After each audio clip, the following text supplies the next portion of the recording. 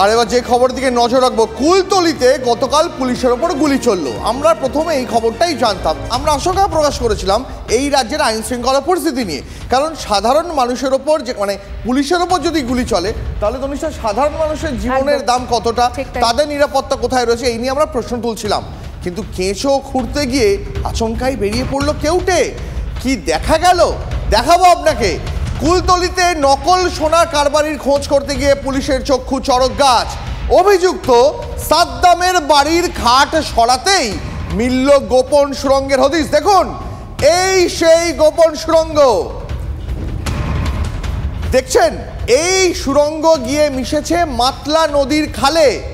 তদন্তকারীদের সন্দেহ এই সুড়ঙ্গ দিয়েই পালিয়েছে সাদ্দাম, কুখ্যাত দুষ্কৃতী সাদ্দাম। এত বড় কংক্রিটের একটা সুড়ঙ্গ হয়ে গেল, তা দিব্যি বহাল তবিয়ত রইল, অথচ পুলিশ বা ইন্টেলিজেন্স পুলিশের তারা কিছুই জানতে পারলো না। এই প্রশ্ন উঠছে। একদম ঘটনাস্থলে পৌঁছে গেছেন আমাদের প্রতিনিধি সুশোভন, রয়েছেন আমাদের সঙ্গে। সুশোভন, এত বড় একটা সুড়ঙ্গ তৈরি হয়ে গেল, এই বিদেশি ড্রাগ মাফিয়ারা, আমি পড়েছি যে এইভাবে নাকি ড্রাগ টাগ পাচার করতেন সুড়ঙ্গের ভেতর দিয়ে, নিয়ে অনেক গল্প কথিত আছে।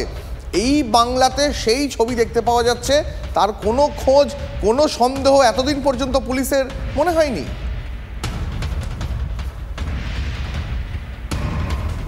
দেখো, একেবারেই কোনো সন্দেহ হয়নি এবং প্রশাসনের তরফ থেকে যে নজরদারি সেটাও ছিল না। তোমাকে আমি সেই সুড়ঙ্গটা প্রথমে দেখাবো। সুড়ঙ্গর প্রথমে তোমাকে যে সাইজ, অর্থাৎ যে একেবারে লম্বা এবং চওড়া, সেটা যদি তুমি একবারে দেখার চেষ্টা করো তুমি বুঝতে পারছো যে এখান দিয়ে কিন্তু কোনো একটা মানুষ খুব কষ্টে নয়, একেবারে 2-3টে মানুষ কিন্তু এখান থেকে বেরোতে পারবে এবং বেরিয়ে কোথায় যাবে এটা গুরুত্বপূর্ণ। তোমাকে দেখাই যে যখন পুলিশ এসছিল, পুলিশ যা মনে করছে যে এই যা বলছে যে এখান থেকে প্রথমে সাদ্দাম বেরোয় এবং সেখানে তার যে যাওয়ার জন্য তার যে একেবারে নৌকা তা প্রস্তুত ছিল, এবং তারপর ঠিক এই যে রাস্তা তোমাকে আমি দেখাবো যে একেবারে যে খাল, সেই খালটাকেই মূলত সে রাস্তা হিসেবে ব্যবহার করছে এদিকে জামনগর। অর্থাৎ যদি এই খাল ধরে কেউ যায় তাহলে কিন্তু একেবারে জামনগর যাবে, যেখানে রাস্তায় ঠেকে যাবে। অর্থাৎ এই রাস্তা ধরা কিন্তু কার্যত কোনো লাভ নেই। কিন্তু উল্টো দিকের যে রাস্তা রয়েছে, এই যে রাস্তা, এখান থেকে কিন্তু গাজীতলা যাওয়া যায় এবং গাজীতলাটা ক্রস করলেই সেখানে কিন্তু মাতলা নদী। অর্থাৎ এই যে জায়গা, এই জায়গাটা গুরুত্বপূর্ণ। অর্থাৎ কোনো ব্যক্তি, আমি ধরে নিই, সে এখান থেকে যাওয়ার চেষ্টা করছে, ঠিক একেবারে সামনের যে জায়গা তুমি দেখছো যে একটা পাটাতন মতো রয়েছে, একেবারে জাল দেওয়া রয়েছে, সেই জায়গাটা সরাতে হবে এবং তারপর প্রায় 1 ঘন্টা, যদি কেউ বাইকে বা 4 চাকায় যেতে চায় তাহলে তার 15-20 মিনিট সময় লাগবে। কিন্তু 1 ঘন্টা যদি সময় ব্যয় করে সে একেবারে নদীর কাছাকাছি পৌঁছে যাবে, তারপর সে যেখানে খুঁজে যেতে পারবে।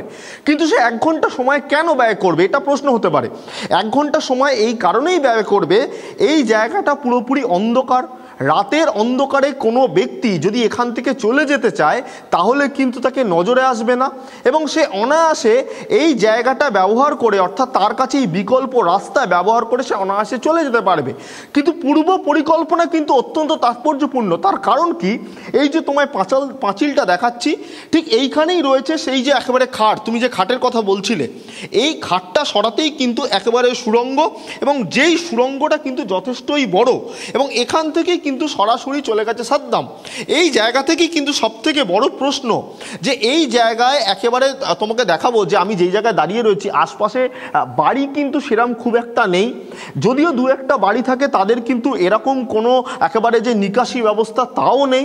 কিন্তু হঠাৎ করে একটা বাড়ি রইল, সেই বাড়িটা সুন্দর, এবং তারপর এরকম ভাবে আমার একটা প্রশ্ন, সেটা হচ্ছে যে এই যে এত একটা সুড়ঙ্গ তৈরি হয়েছে, এটা তো একজনের কাজ হতে পারে না, মানে একটা সুকৌশলে গোটা বিষয়টা করা হয়েছে, দীর্ঘদিনের কাজ বলে মনে করা হচ্ছে। তুমি আমাদের সঙ্গে থাকো, কথা বলবো তোমার সঙ্গে।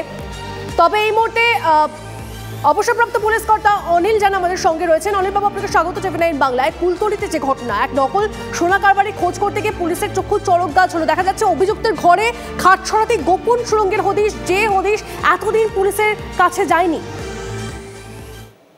কি করা যাবে, আমি তো বারবার বলেছি, বেশ কিছু জেলা নাম করে বলেছি, এবং তার মধ্যে দক্ষিণ 24 পরগনা আছে। এখানে পুলিশের শাসন নেই, ওরা নিজেদেরই মতো চলেন। এটা বাংলাদেশের এক্সটেন্ডেড পোর্শন, এবং এখানে এদের অধিকাংশই হচ্ছে বাংলাদেশি। এদের যদি খোঁজ করা যায়, সব বাংলাদেশ থেকে এখানে এসে জমি জায়গা দখল করে রয়েছে।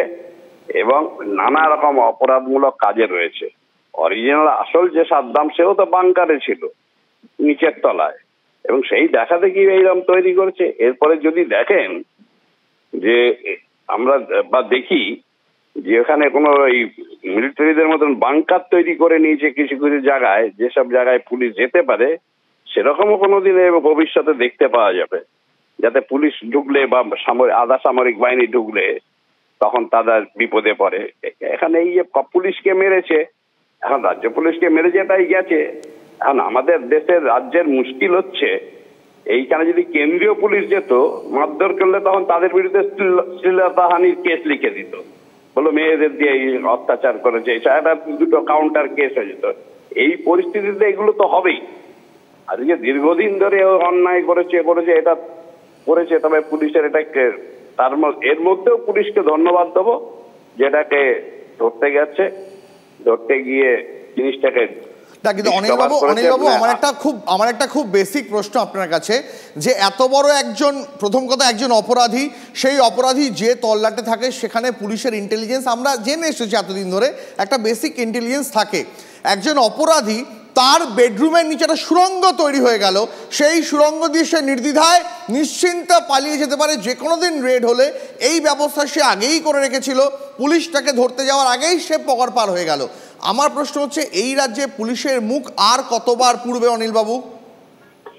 পুলিশের এখন পুলিশটা আর কোথায়?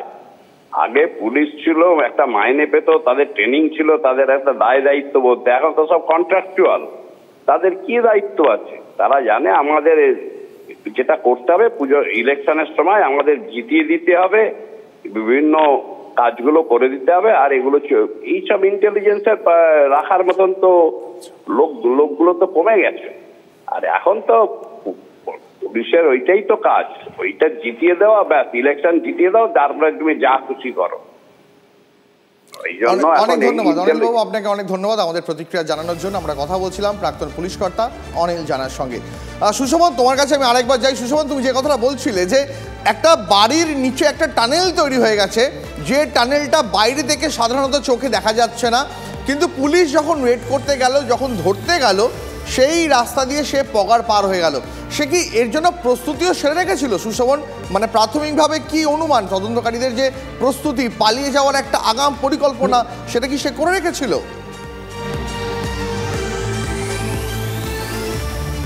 দেখো, তদন্তকারীরা মনে করছেন দুটো বিষয়। এক, বিভিন্ন সময় বিভিন্ন লোকের কাছ থেকে সে টাকা নিত, সোনা দিত না। বেশ কিছু লোকজন বাড়িতে এসে কার্যত তাণ্ডব চালাতো, সেই আশঙ্কা থেকেই সে এই বিষয়টা তৈরি করে রেখেছিল। এমনকি অপরাধ মনস্ক যারা থাকেন পুলিশ কর্তারা মনে করেন যে তারাও কিন্তু আগে থেকে ঠিক এরকম ব্যবস্থা করে রাখেন। তার কারণ কোনো সময় যদি পুলিশ হানা দেয় তাহলে কিন্তু তার বিকল্প ব্যবস্থা, অর্থাৎ সে যদি পালিয়ে বেঁচে যায় সেই বিকল্প ব্যবস্থা তারা ব্যবহার করে থাকে। সেই ব্যাপারটাই কিন্তু এখানে কার্যত সে বাস্তবে রূপায়ণ করেছে। এবং আরও একটা গুরুত্বপূর্ণ বিষয়, এই রকম সুড়ঙ্গ বিভিন্ন সময় তুমিও জানো যে যারা মূলত একেবারে চোরাচালানকারী, যারা একেবারে দীর্ঘদিন ধরে এই কাজ করে আসছে, যারা এই বিষয়ে আমি এই সাদ্দামের সঙ্গে কোথাও একটা বিখ্যাত ড্রাগ পাচারকারী এল চ্যাপো যার নাম, তার একটা মিল পাচ্ছে। আপাতত তোমাকে অনেক ধন্যবাদ সুশোভন।